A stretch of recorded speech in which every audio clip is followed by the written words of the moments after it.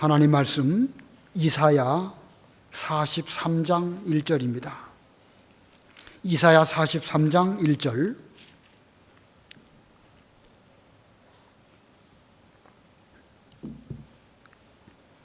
이사야 43장 1절.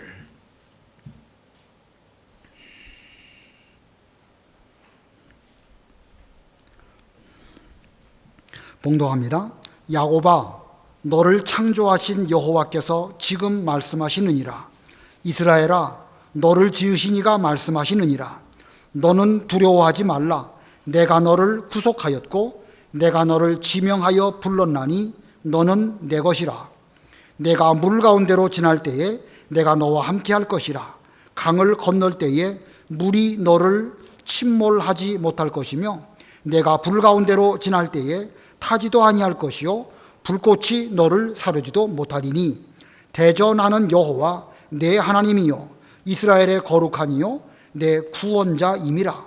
내가 애굽을 너의 속량물로 구스와 스바를 너를 대신하여 주었노라. 내가 내 눈에 보배롭고 존귀하며 내가 너를 사랑하였은즉 내가 내 대신 사람들을 내어주며 백성들을 내 생명을 대신하리니 두려워하지 말라. 내가 너와 함께하여 내 자손을 동쪽에서부터 오게 하며 서쪽에서부터 너를 모을 것이며 내가 북쪽에게 이르기를 내놓으라. 남쪽에게 이르기를 가두어 두지 말라. 내 아들들을 먼 곳에서 이끌며 내 딸들을 땅끝에서 오게 하며 내 이름으로 불려지는 모든 자 곧 내가 내 영광을 위하여 창조한 자를 오게 하라. 그를 내가 지었고 그를 내가 만들었느니라. 눈이 있어도 보지 못하고 귀가 있어도 듣지 못하는 백성을 이끌어내라. 열방은 모였으며 민족들이 회집하였는데 그들 중에 누가 이 일을 알려주며 이전 일들을 우리에게 들려주겠느냐. 그들이 그들의 증인을 세워서 자기들의 옳음을 나타내고 듣는 자들이 옳다고 말하게 하여 보라. 나 여호와가 말하노라. 너희는 나의 증인 나의 종으로 택함을 입었나니 이는 너희가 나를 알고 믿으며 내가 그인 줄 깨닫게 하려 함이라. 나의 전에 지음을 받은 신이 없었느니라. 나의 후에도 없으리라. 나 곧 나는 여호와라. 나 외에 구원자가 없느니라. 내가 알려주었으며 구원하였으며 보였고 너희 중에 다른 신이 없었나니 그러므로 너희는 나의 증인이요 나는 하나님이라 여호와의 말씀이니라. 과연 태초부터 나는 그이니 내 손에서 건질 자가 없도다. 내가 행하리니 누가 막으리요. 거기까지만 봉독합니다. 오늘 하나님을 지칭해서 하나님께서도 구원자이시다 이렇게 말씀하고 계십니다. 그래서 오늘 말씀의 제목은 구원의 하나님. 오늘 제목 구원의 하나님입니다. 주일날 오후 예배 시간에 공과 공부를 못해서 오늘 이 시간 공과 공부를 하게 되는데 이번 공과 공부는 이사야입니다. 2시간에 걸쳐서 이사야를 배우는데 이 구약 성경 가운데서 가장 긴 성경책인 물론 시편이 있긴 하지만 이 이사야를 2시간에 끝낸다는 것이 참 쉽진 않지만 그래도 우리가 이 배정된 이 공과 책에 준해서 이사야를 배우려고 합니다. 또 오늘 본문도 43장 1절부터 마지막 절까지인데 본문이 길어서 다 할 수도 없고 뒷부분 지금 읽은 본문도 다 할 수 없지만 아무쪼록 간략하게 해보려고 합니다. 이사야라고 하는 선지자, 이사야라는 이름의 뜻은 여호와는 구원이시다. 여호와는 구원이시다. 이런 뜻입니다. 이 이사야는 주전 약 760년경에 출생해서 1장 1절에 보면 요시야, 요담, 아하스, 히스기야 왕 때까지 4대 왕 동안 유다를 향하여 외친 선지자이고 그는 므낫세 왕 때에 순교했습니다. 이사야가 하나님의 말씀을 전할 그 즈음 이 북쪽의 아수르라고 하는 나라는 이렇게 막 발흥하는 그런 가운데 있었고 그 아수르로 말미암아 이제 북이스라엘은 멸망하게 되고 사마리아로 되어집니다. 그리고 유다는 외적으로는 신앙생활을 잘하는 것처럼 번지르르 하지만 내적으로는 상당히 부패한 이런 가운데였습니다. 자, 이런 가운데 있는 유다에게 이사야 선지자가 하나님 말씀을 일깨우는데, 하나님은 이사야에게 말씀해 주시기를 이 백성이 듣기는 들어도 깨닫지 못할 것이고 보기는 보아도 알지 못할 것이다, 이렇게 말씀해 주십니다. 자, 그 당시에 유다 백성들의 신앙 상태도 그렇거니와 선지자가 아무리 일러주어도 저들이 깨닫지도 못하고 듣지도 못한다. 선지자의 사명이 얼마나 힘든지를 알 수가 있겠죠. 선지자의 역할이 옛날이나 지금 시대나 아무리 외쳐도 듣지 않는 그런 어려운 시대에 이 이사야 선지자가 사명 감당을 했습니다. 자, 이사야는 그런데 그러면 이 이사야라고 하는 이사야라고 하는 성경에 대해서 또 좀 살펴보겠습니다. 이 구약 성경 가운데 이사야 이후부터 말라기까지를 우리는 선지서라고 합니다. 선지자들이 기록한 선지서입니다. 그 가운데 이사야, 예레미야, 그다음에 에스겔, 다니엘까지 이 네 성경을 대선지서라고 합니다. 그들이 더 위대해서 대선지서라 한 것이 아니고 성경책의 분량이 다른 성경보다 많아서 대선지서로 우리는 불려지고 있는데, 그게 이사야, 예레미야, 그리고 에스겔, 다니엘, 그리고 이제 호세아 이후부터 말라기까지를 소선지서라고 합니다. 여러 선지자들이 쭉 있긴 있지만 이게 역사적 순서대로 기록된 것이 아니고 때로는 성경책의 분량대로 이렇게 기록되어져 있기도 하고 조금 이렇게 뒤섞여 있기는 합니다. 그런 여러 선지서 가운데에서 이 첫 번째 성경이 바로 이사야입니다. 이사야 성경은 전체 66장으로 되어져 있는데 1장부터 39장까지의 말씀은 그 타락한 유다 백성들에 대한 하나님의 책망의 말씀으로 주로 기록되어져 있고, 40장부터 마지막 66장까지는 그들을 위로하고 권면하시는 그런 말씀으로 기록되어 있습니다. 1장부터 39장까지는 주로 책망의 말씀, 나머지 40장부터 66장까지는 위로와 권면의 말씀. 이 이사야가 66장까지 되어 있다. 우리 신구약 성경이 66권의 성경으로 되어 있죠. 그 가운데 구약 성경은 39권, 신약 성경은 39, 27 해가지고 27권. 바로 이 이사야의 구성이 이 성경 전체의 그 내용과 아주 흡사합니다. 뭐 그렇다고 해서 진리 문제는 아니고요. 장을 나누는 것도 이게 선지자들이 이렇게 나눈 것이 아니고, 이것은 상당히 시간이 많이 지나서 주후 약 1000년경 즈음에 성경을 나누다 보니까 그렇게 나누어졌는데, 참고 1장부터 39장까지는 주로 이 책망의 말씀이기 때문에 이 구약 성경이 그런 성경이 아닐까 생각이 되기도 하고, 그리고 40장부터 66장까지는 위로와 권면의 말씀으로 신약 성경을 말씀하는 것 같은 그런 이제 그 느낌을 갖습니다. 그렇다는 얘기지 뭐 그게 진리 문제는 아닙니다. 자, 그러면 이 이사야 성경은 어떤 특징을 갖고 있을까? 이사야 성경의 특징 두 가지를 말씀드리면요. 첫 번째는요, 남은 자 사상을 아주 많이 강조하고 있습니다. 자, 이사야가 왕에게 말해도 듣지 아니하고 백성들에게 말해도 듣지 않고 아주 어려운 가운데 있었는데, 그러한 속에서도 남은 자가 있을 것임을 하나님은 이사야에게 말씀해 주시고 이사야는 또한 그것을 말씀합니다. 밤나무, 상수리 나무가 배임을 당하여도 그 그루터기가 남아있는 것 같이 하나님의 말씀이 이 땅의 그루터기다. 내가 전하는 말씀이 곧 이 땅 위에 그루터기가 되어서 남을 것이다. 하나님께서 이사야에게 그렇게 말씀해 주셨고, 이사야는 자기 자신이 남은 자의 길을 잘 걸어가게 되었습니다. 심지어 이사야의 아들 둘이 있는데 두 아들 가운데 첫 번째 아들 이름이 스알야숲이라고 그랬죠. 그 스알야숲이라는 이름의 뜻은 남은 자는 돌아올 것이다. 자기 아들 이름까지도 하나님의 말씀을 전하기 위해서 스알야숲, 남은 자는 돌아올 것이다, 이렇게 이 이름을 지었습니다. 아무쪼록 이 이사야 전체에는 이 남은 자 사상이 아주 강력하게 우리에게 전해주고 있고요. 두 번째는요, 두 번째 이사야 성경의 특징의 두 번째는 메시아 예언으로 가득 차 있습니다. 메시아에 관한 예언이 이사야 성경에는 아주 많습니다. 처녀가 잉태하여 아들을 낳을 것이다. 그 이름을 임마누엘이라 하리라.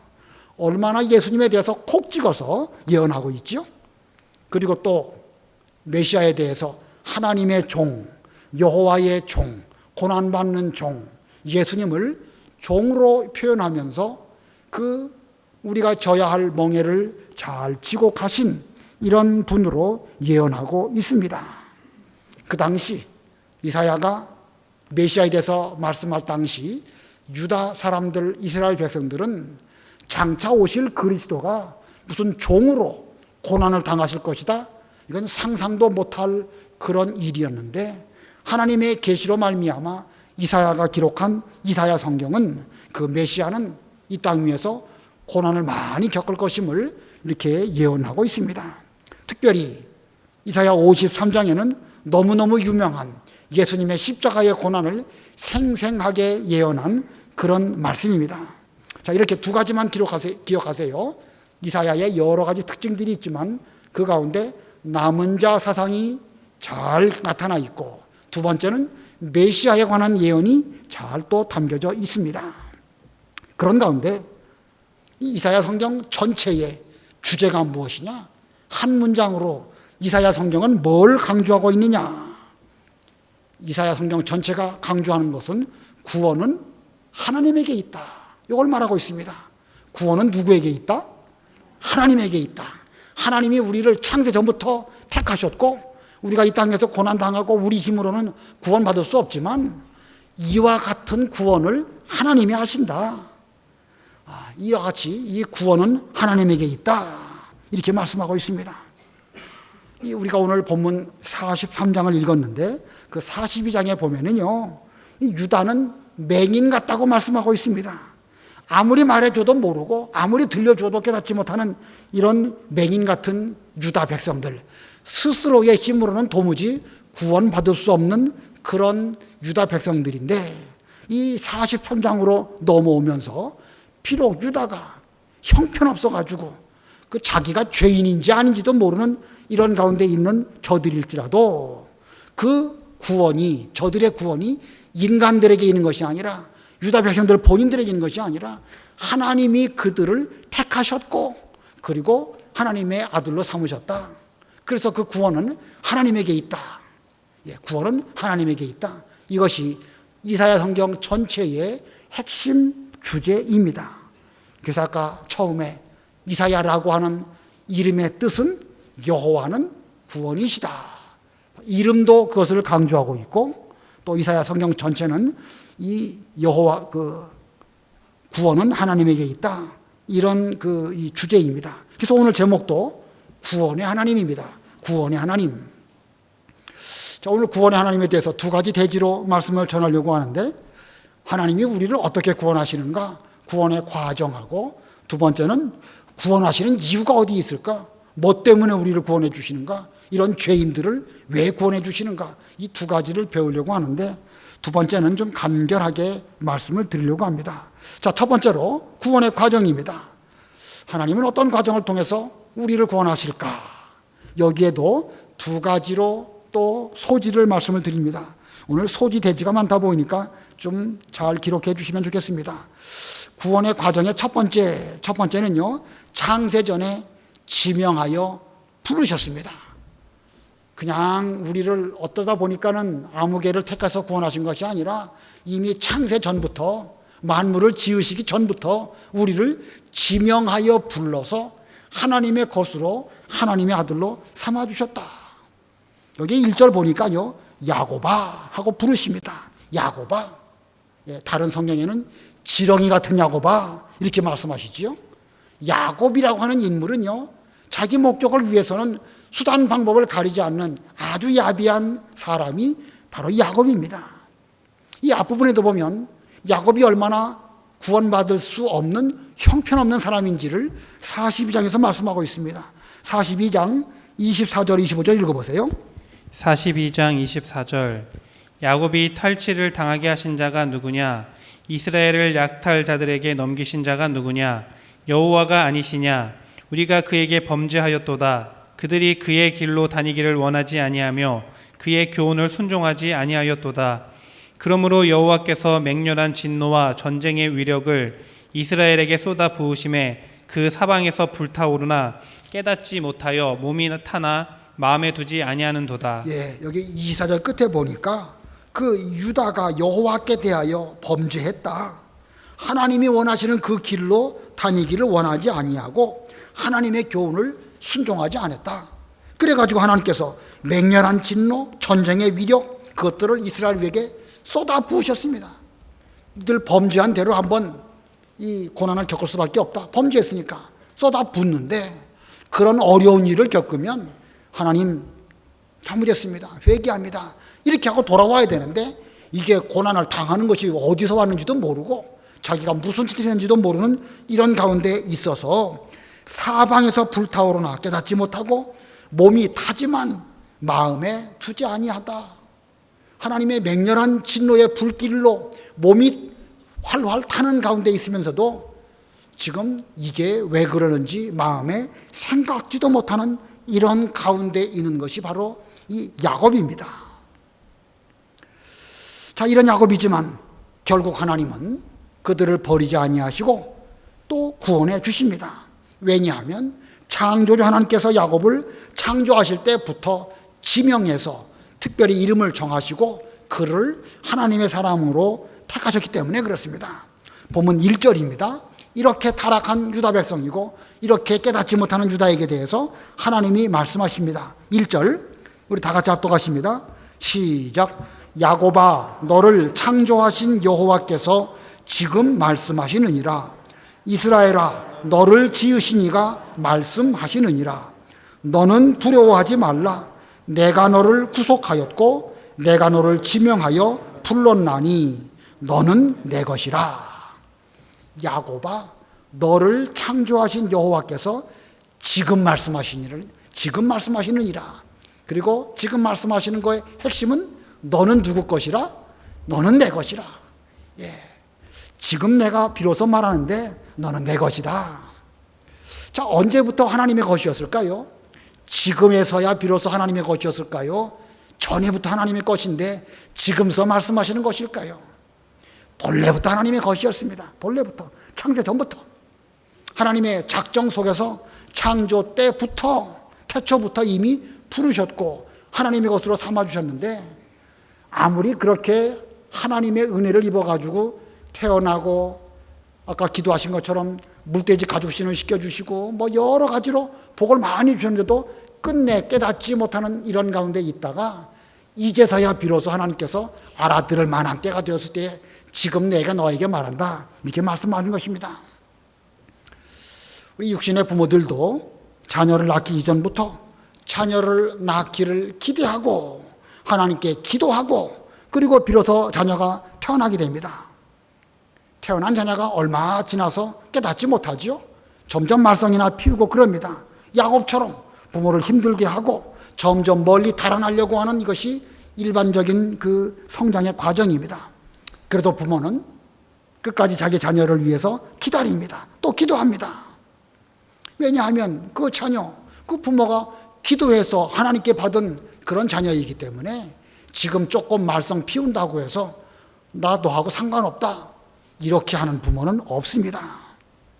자, 그런데 육신의 부모도 그런데 이 하나님 아버지께서는 이보다 훨씬 더 우리를 사랑하셨고 우리가 존재하기 이전부터 만물을 지으시기 그 이전부터 야곱을 지으신 그분은 창조주 하나님 바로 나다. 내가 창조 때부터 너를 구속하였고 내가 너를 지명하여 아무개는 내 아들이다 라고 불러서 너는 내 것이라 이렇게 말씀하신 것입니다. 우리가 그런 사람입니다. 여러분이 다 그런 분들이에요. 그냥 우연히 태어나고 우연히 누구의 전도를 받고 여기 와갖고 예수 믿는 사람이 된 것이 아니고 창세 전부터 천지 만물 산과 바다와 들이 있기 이전부터 우리는 하나님께서 기억하신 바 되었고 지명하여서 콕 찍어서 아무개는 언제 태어나고 명륜교에서 신앙생활을 잘하다가 이제 때가 되어서 이렇게 하나님 사람으로 잘 길러주실 것을 예정하시고 우리를 불러주신 것입니다. 세상에는 왕의 아들이 되고 장군의 아들만 되어도 기가 살아서 비겁해지지 않지요. 어디 가서 뭐 아쉬운 소리 하거나 그러지 않습니다. 좀 어려워도 말이죠. 설령 굶어도 뭐 신분적으로 왕의 아들이든지 장군의 아들쯤 되면은 비겁하지 않습니다. 오늘날 우리들도 창조주 하나님의 자녀들이고 하나님은 우리의 아버지이십니다. 그러므로 자긍심을 가지고 자신 있게 세상에서 사는 이런 우리가 돼야 됩니다. 지금까지는 죄 가운데에서 내가 누구의 아들인지 어떻게 택함을 받았는지도 모르고 그냥 되는 대로 살았을지라도 야곱아, 너를 창조하신 여호와께서 지금 말씀하시느니라. 이제는 좀 듣고 깨달아라. 너는 내 것이라. 내가 너를 지명하여 불렀다. 내 손바닥에 새겼다는 말씀도 있죠. 자, 이렇게 생각해 볼 때에 우리는 좀 자긍심을 가지고 사는 하나님의 아들들이 다 되어야 되겠습니다. 그 다음에 두 번째로, 하나님께서 우리를 구원해 주시는데 어떤 과정을 통해서 구원하시는가? 두 번째는요, 고난을 통하여 구원하십니다. 두 번째는 고난을 통하여 구원하신다. 여기서 말하는 고난을 통한다는 것이 반드시 고난을 통해야 구원의 조건이다, 이런 뜻이 아니고, 하나님의 자녀로 택함받은 우리들은 이 세상을 살아가는 가운데에서 여러 일들을 겪으며 구원을 잘 이루며 하나님 아버지를 발견하고 죄를 회개하는 가운데에서 고난을 겪게 하심으로 말미암아 마침내 천당에 들어가게 하신다, 이런 뜻입니다. 본문 2절 3절 읽어보세요. 2절 내가 물 가운데로 지날 때에 내가 너와 함께 할 것이라. 강을 건널 때에 물이 너를 침몰하지 못할 것이며 내가 불 가운데로 지날 때에 타지도 아니할 것이요 불꽃이 너를 사르지도 못하리니 대저 나는 여호와 내 하나님이요 이스라엘의 거룩한 이요 내 구원자임이라. 내가 애굽을 너의 속량물로 구스와 스바를 너를 대신하여 주었노라. 예, 이 본문의 말씀을 잘 이해하려면 워낙 본문이 유명한 요절이죠. 여러분 다 이 본문의 말씀은 수없이 많이 들으셨을 것입니다. 그러나 이 말씀을 단순히 어떤 문학적 아름다운 표현으로만 보시지 말고 성경 전체의 역사 속에서 하나님께서 우리를 이 땅 위에서 어떤 고난 가운데서 구원하셨는가, 이걸 생각을 해야 됩니다. 자, 이 지혜로운 부모는 자기 자녀를 늘 잘 업어서 키운다든지 무조건 잘해주는 그런 그 사람은 조금 부족한 사람입니다. 하나님 아버지께서도 우리 인생들을 기르실 때에 고난 가운데 우리를 기르십니다. 하나님께서 아담 하와가 범죄했을 때에 그 아담 하와를 쫓아내신 것은 세상에 가서 고생을 많이 하면서 구원을 잘 이루고 하나님의 사랑을 깨닫고 그리고 마침내 천당에 들어가게 하게 하시려고 그런 일을 겪게 하신 것입니다.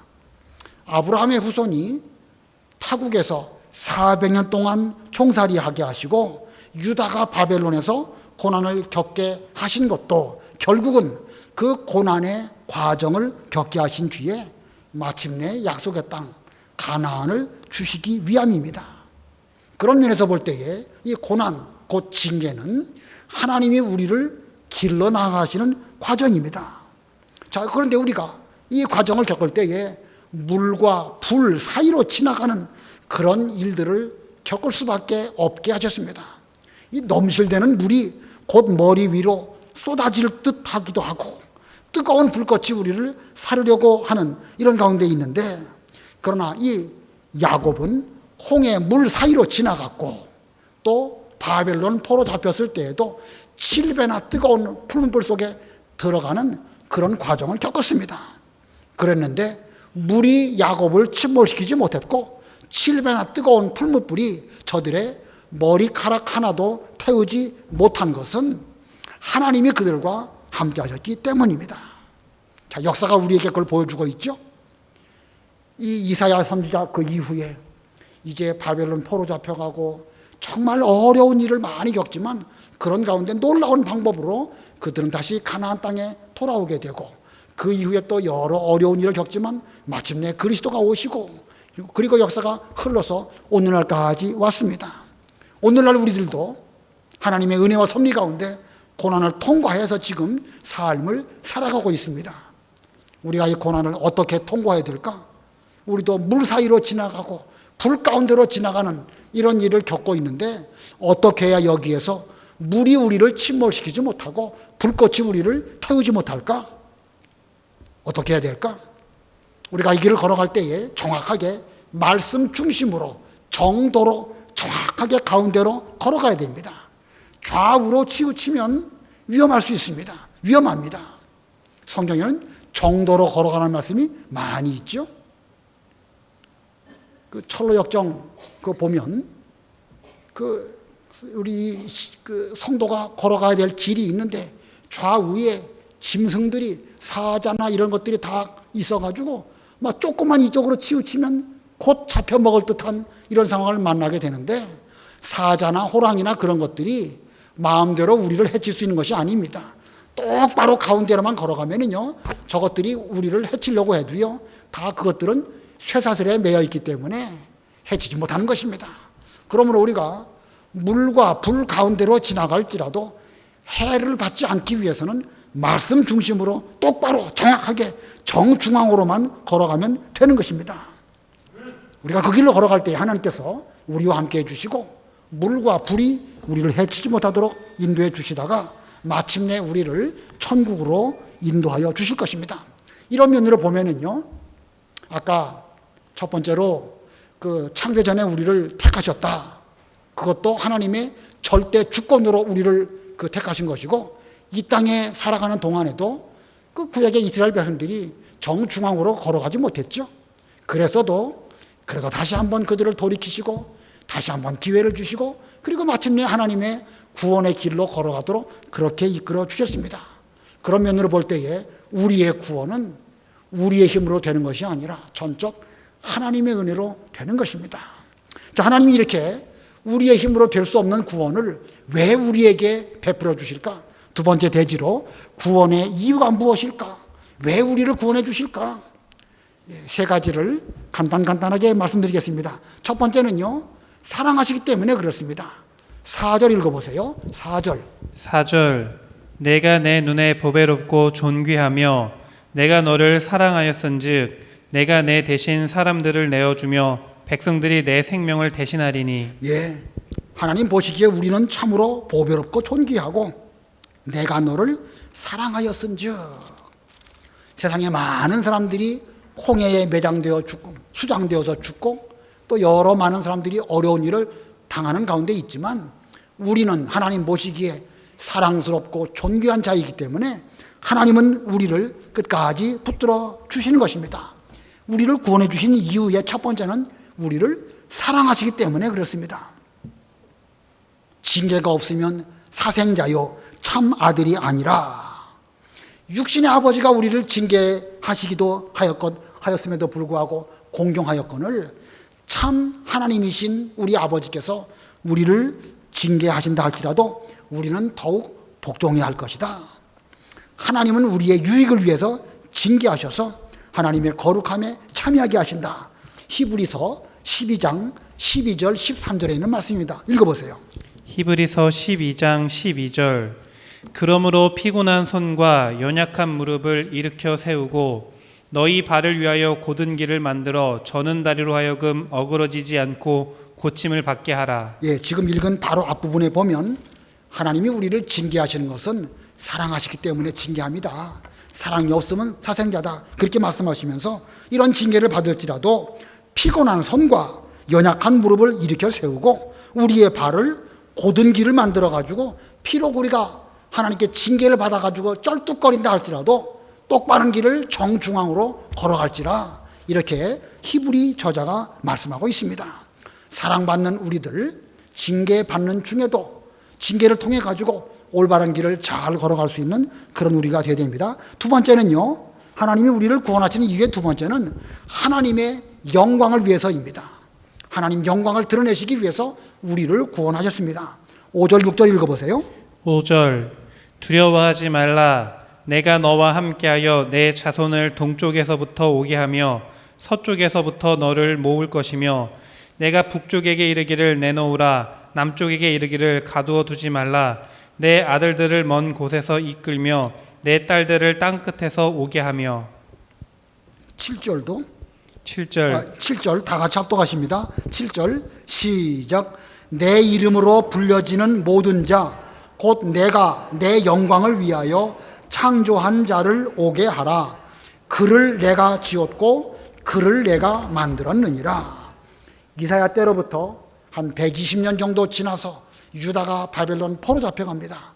지금 이사야는 그때를 바라보면서 이 예언의 말씀을 하고 있는 것입니다. 그런데 포로 잡혀간 그들이 거기에서 70년이 지나서 동서남북으로 흩어져 있지만 하나님께서 그들을 다시 불러서 가나안 땅으로 오게 하실 것인데 내 이름으로 불러지는 모든 자 곧 내가 내 영광을 위하여 창조한 자를 오게 하라. 그를 내가 지었고 그를 내가 만들었느니라.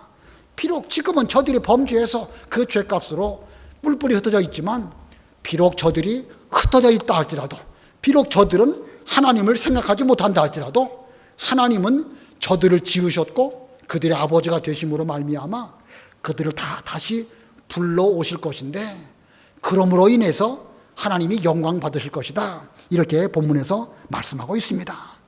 자, 유다는 철저하게 타락해서 어떻게 해도 구원받을 수 있는 그런 길이 없습니다.